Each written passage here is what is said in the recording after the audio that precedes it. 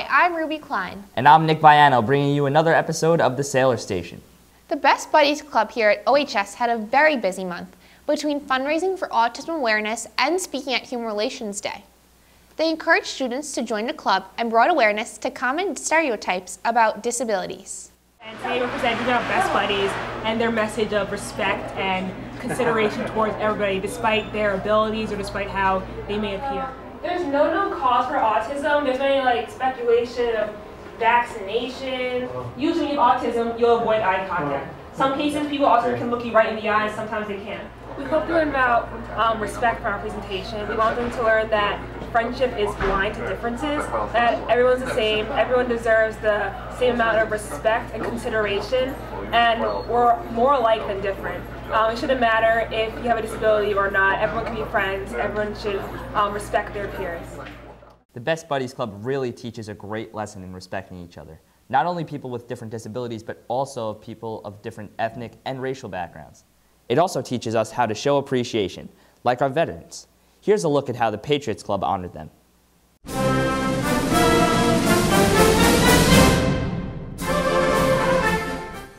On May 3rd, World War II prisoner of war veteran Mr. Bernard Rader was honored by the Patriots Club at the boys' varsity lacrosse game. Mr. Rader served in the Army from 1943 to 1945 and was held as a German prisoner of war during that time. Because of his valiant efforts, Mr. Rader was awarded the Bronze Star and the French Legion of Honor. The boys topped off this great evening with a 17-8 win over Plainview JFK. Another event that took place was Human Relations Day. This annual event brought members of the community together with the Oceanside students where they could share their unique perspectives. Organized by Mrs. Flood, some very brave students talked about personal issues like bullying, disabilities, and depression. Emma Giordano shared her experience with eating disorders. Why are you here today? What are you talking about? I'm speaking about my eating disorder. It is a very important issue that goes on all the time in high school, and that even if they don't have an eating disorder, or they think that or even if they don't know somebody with an eating disorder, there's a lot of similar issues that people can go through. Well, I had spoken before about health classes about what I've gone through, and I've got really positive feedback from it. It's very easy for people to talk about something they're going through when you speak out first. So I hope that people can speak out more now because they've heard my story.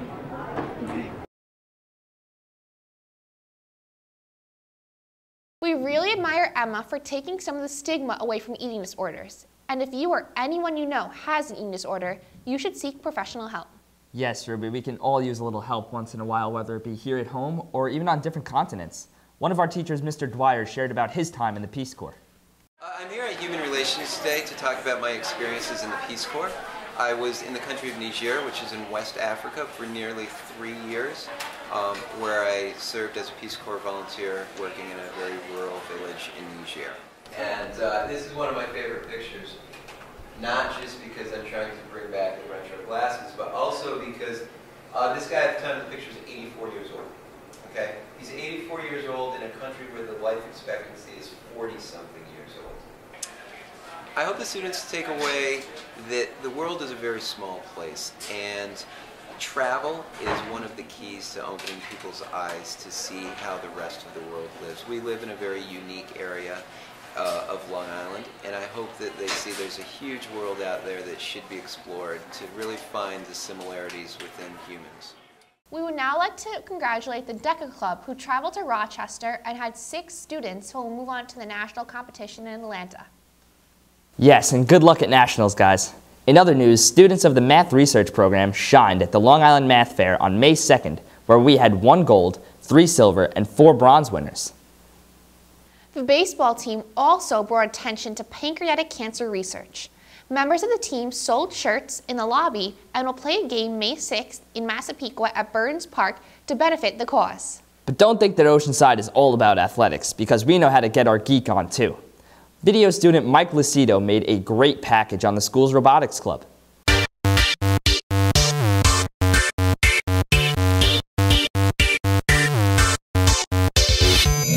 Every year, the Oceanside Robotics team works together to build a robot for the STBLI First Robotics Competition.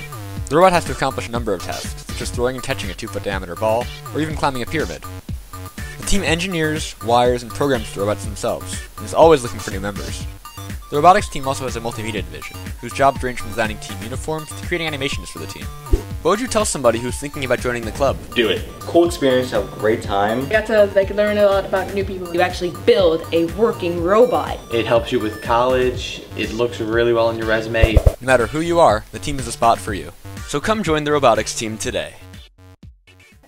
On March 12th, the Dawn Delirium fashion show was packed. Over 150 seniors became runway models to raise money for their post-prom party held at Warehouse 5. Dawn Delirium is the annual after-prom party sponsored by the PTA and is a drug and alcohol-free environment so that kids will stay safe. Maddie Kroll covered the event. On Wednesday, March 12th, Oceanside High School hosted the annual Dawn Delirium fashion show. Each year, the PTA puts on the fashion show where raffles are held to raise money for the after-prom party. But the real excitement came from watching the seniors model the latest prom fashions for their family and friends.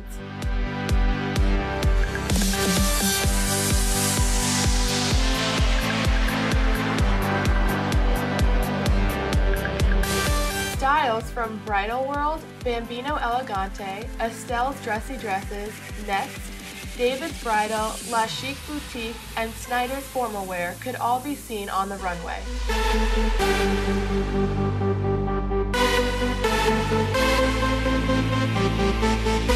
Even some special guests, including Mr. McKeel, Miss Chapman and Dr. Rose, and Dr. Harrington modeled for the night. It was a night of fun and fashion that raised money to keep our kids safe after prom. We are so lucky to have such a great PTA who sponsors such wonderful events for us. Another great event this year was the Oceanside Film Festival, which also raised money to benefit Oceanside Community Service. Participants raised $550 and collected many baskets of non-perishable food items. Congrats to all who worked hard organizing and submitting videos, with it being the largest crowd in the festival's 6-year history. Let's not forget to recognize our own Lucas Schloth, Jackie Ziri, Leah Stupas, and Liz Webb for taking home some FUVI awards. Finally, Habitat for Humanity threw on their tool belts to help rebuild a home of a family affected by Hurricane Sandy. It was truly a sight to see, as 15 students gave up their Saturday to help others. Hi, I'm Mrs. Elsesser. I am the advisor of the Oceanside High School Habitat for Humanity Club. So Habitat for Humanity is a club here at the high school. We meet Wednesdays after school in room S203. And we actually are an official chapter of Habitat for Humanity Nassau County, in which we build homes for people in need. Currently, we're building homes for people who were affected by Hurricane Sandy. And recently, we were in Freeport this past weekend, helping to refurbish and build a home for a family who needed help getting back into their home. And we helped to put down hardwood floors for the family that was in need. We finished about 3 different bedrooms, and the students really were able to get involved and be hands-on and lay down the floor themselves, which was really an excellent experience. Not only do we build homes, we also do things for our local community. We're involved with food drives. We help donate money to Sunrise Day Camp, a very worthy cause, in addition to other community service projects throughout the community. So when we're not building houses, we're helping in other ways.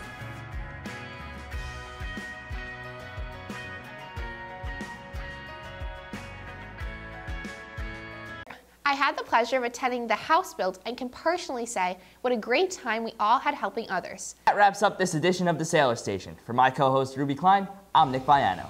And for all things Sailor Nation, we are the Sailor Station.